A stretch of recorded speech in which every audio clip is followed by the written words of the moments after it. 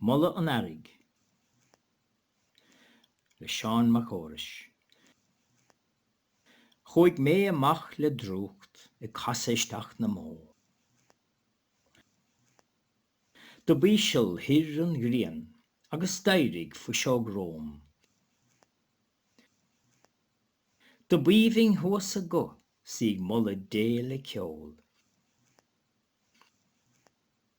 Chuaigh mé le neart an le, amach sa gortaigh trau.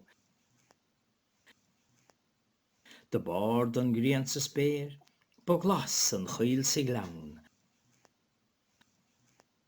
Agus labhar an chóch go bog, sigh Moladh dé ar chrann.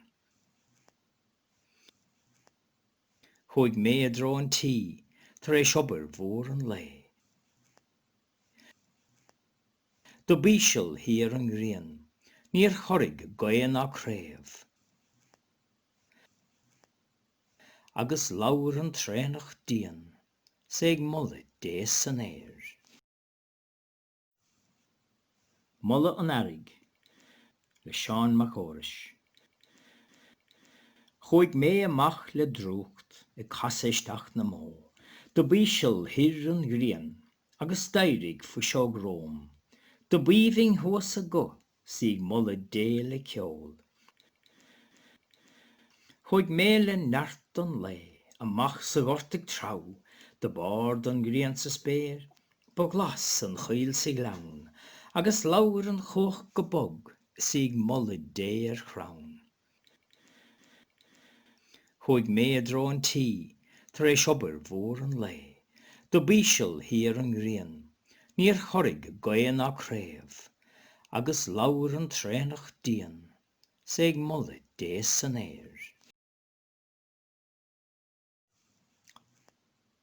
Moladh an Earraigh, le Seán mac Órais. Chuaigh mé amach le drúcht I cainte.Míle na mó. Do bíseal hir an ghrian, agus d'éirigh fa seo gróm. Do bíomhing thuas a go, sigh Moladh dé le ceol. Chuaigh mé le neart an le, amach sa gortaigh trau. Do bard an ghrian sa spéir, ba glas an chaoil sa glann. Agus labhar an chóch go bog, sigh Moladh dé ar chrann. Chuaigh mé a dro an tí, tar éis obair mhór an le. Do bíseal hir an ghrian, níor choirg gaon á craobh. Agus labhar an trénach dian, sigh Moladh dé san éir.